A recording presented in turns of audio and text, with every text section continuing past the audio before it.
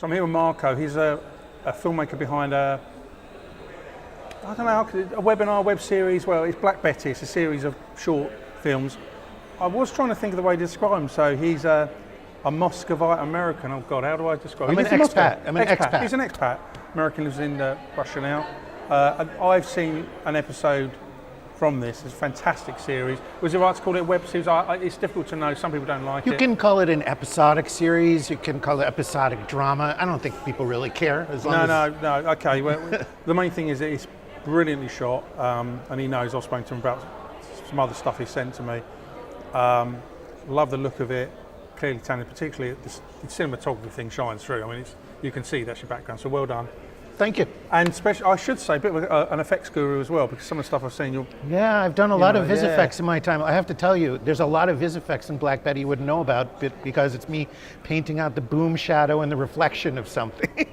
Well, it takes forever. Well, on that note, it's interesting. There's a film we had earlier that I was trying to interview the guy about, and the thing that stood out for me was I said I can see a load of time and effort, because the way he framed the shot, and it's really washed out grey-blue. I picked up on that, and it's the same with yours. I can see, obviously, want to make a great series of short films, but it was, it just framed really well, shot really well, really clear, crisp. All right, it's dark. It's meant to look dark, but it's beautifully shot. Sure. Well, it comes from a very ugly, broken place, and it is dark. I mean, in a lot of ways. Yeah, it is. It's a great series. So tell me more about the background to it. Well, when people ask me what it's about, I think if I just start to talk about the obvious plot points and stuff like that, it's really misleading. So the first thing I say is, this film is made from my guts of having these experiences of understanding I'm unimportant, I am nobody, nobody's coming, the cavalry is not coming, I am completely screwed. I'm in often a dangerous situation in my own life.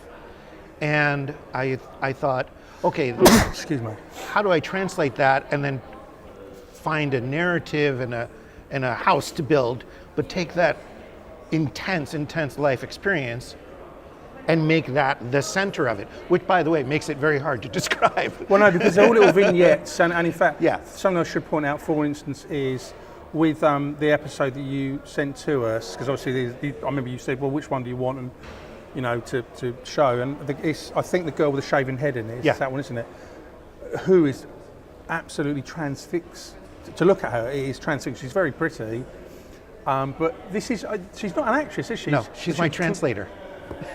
And my neighbor, the next building to us, and we shot it in her apartment. Yeah, amazing. I mean, the girl should be actually modelling or something. She's got a very interesting face, hasn't she? Yes. Very attractive face, but well, you pick them well. I guess. Real people, honestly, I work with a mix of real people and actors. It's not How like do you persuade her? Just say, oh, will you be in my film? Oh, I've never done it before. Well, for example, there's this whole episode of these two brothers. Yeah. They're brothers. And I actually took their dynamic with each other as brothers, and I flipped their real life. They're actually the sons of my line producer. Right, okay. And they're real brothers, though. They're real brothers, but I actually flipped their personalities from real life, so they got to play what the other guy is, which I actually knew would be actually a little bit more comfortable for them, as opposed to being a 14-year-old kid playing yourself. Terrifying. But I can be my brother. It's like something I understand. And one of them, the older brother's scared, and the younger one is kind of fearless, which I thought was also pretty backwards and interesting. And the story is full of surprises like this. I mean, the irony is when people say, "What's this series about?" I say, "Oh, I go into this long, ridiculous ramble about, there's this strange epidemic, and everyone in this mysterious tiny country in Eastern Europe dies except for a handful of people, and they understand if they fall asleep, they die. So they take these pills that they can get their hands on that keep them awake. And then there's obviously a quarantine. So these people are living inside it, but my story begins 2 months into the quarantine. So I don't understand why anyone would watch it if I said that. Yeah, I'm trying to, because it reminded me of, and I think I might have said to you, a little bit of Black Mirror. I think, and I don't quite know why, the word blackism's got nothing to do with that, but well, Black quite Mirror nihilistic, has this overarching worldview that we're all doomed if you look at Black Mirror. Well, maybe that is it. I mean, they are both, because yours, and if you don't mind saying, and that is quite nihilistic, in my opinion, you know. And I know we can't talk about your new film, but just to give people a flavour, the visuals and that are really startling. You know, I've seen the trailer, I won't even say what it is, but again, it's got this lovely view. You could say the name of it, but I can't announce where it's going to premiere yet. Well, Whale is the name, isn't it? Yes. And actually, that looks more colourful than the episode I've seen of, because obviously there's more exterior shots, right? But you know what's funny is, just to switch the conversation to Whale, which is like, that's actually really, ironically, like, that's what my life is like. Like, I am constantly switching the conversation to this, oh, here's this other thing that I'm developing. It's actually really normal for me. Yeah. But the interesting thing is, they define each other creatively. Like, when you go with this intensely strong idea, it helps you make another intensely strong idea next to it, and they bump up against each other and they help define each other. Whale is, especially the part you saw, this external world of this 7-year-old girl who's a prisoner of war. So there's all this innocence and childhood stuff while there's like bombs and air raid sirens and explosions and helicopters that just never stop flying in the sky. The great end sequence of the trailer with the whale, actually, I thought was brilliantly done. You know the piece I'm talking about, we talked about it yesterday. I should point out, actually, that Marco's a bit of an old hand at doing interviews. I know that because I've listened to a couple, and I've said he knows how to do it. You're very, very good. And you know what's funny? I've been a cameraman on so many interviews, like back in the day in New York, David Bowie, Liza Minnelli, Peter Beard. Nice. Like, I got to interview all these people, and the funny thing is, like, you learn so much from being on the other side of the camera. Yeah, I've had it said to me so many times, oh, when you do, because I've literally done hundreds of, what's the key, what's the secret? There isn't, well, for me, there isn't, other than just however you are, if there wasn't a camera on, the key is, to me, is just be the same, because people can see you switch it on. So I always try to say, imagine we're going out for a beer or a glass of wine, but whatever, that's how I am with people in front of the camera, because I think you've got to be that way. Absolutely. Because you'll always get honesty when life's too short to be somebody else. Yeah. And I think it's, you're right. You said you'd heard a couple of minutes. I'm not going to say anything to try and catch anyone out. I just want to hear a bit of a fun part of the story or some interesting stuff. I mean, we could easily go on about this, but your life in Russia, in Moscow. Because I've asked you loads of things. Oh, what's it like to live there? And what's I don't know. What's it like how expensive it is to buy things, and about living there, and I don't know, transport. And we go on and on and on, because I know that's going to be fascinating. And it's endless, isn't it, right? But you know what's funny?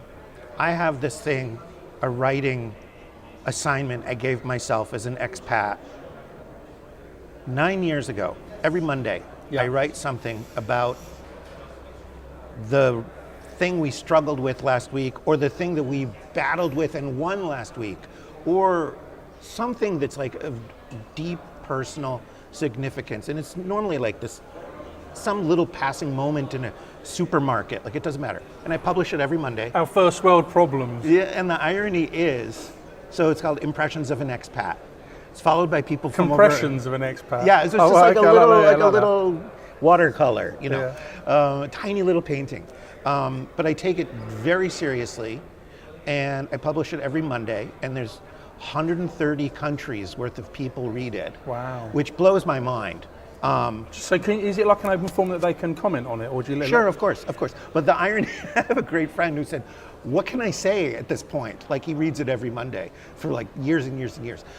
But you know what's funny is, I love it when I'm talking about this insanity of living in Moscow and then the next week I write about something else, and my friend in New York or my friend in LA or whoever it is say, I have the exact same problem. I have the same thing.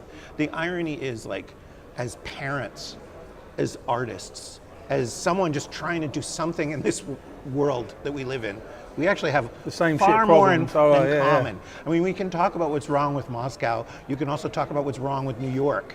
They're all conversations, but I love it when my problem is someone else's problem on the other side of the world. Yeah, because they're experiencing the same pain as you. Yeah, and then obviously knowing that you're not alone in it is very redeeming.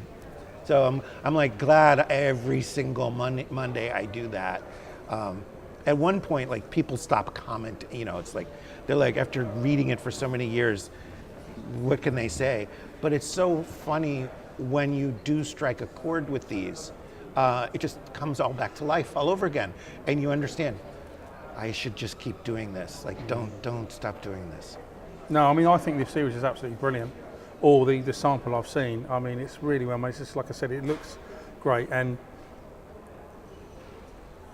it's obvious that you have a great film experience because, you know, I see new films all the time. Some of them are brilliant, some of them not so good. But it's obvious to me that you've been around the block. It sounds awful. You know how to shoot a scene, right? This is what I'm saying. Thank you. You know, but at the same time, I just want you to know, almost everything is natural light. Which makes it even better. I shot 90% of this with one lens. It's typically me and an actor, maybe a sound person, maybe not. So it's not like I'm pulling this off with 20 people and a makeup person and all this stuff. Yeah. This is like me in an apartment with an interesting actor or a real person that I really wrote something for them. Yeah. And we roll up our sleeves and we really like, you know, get on with it. Well, we get messy with it. Like we really go at it. And we ask very tough questions.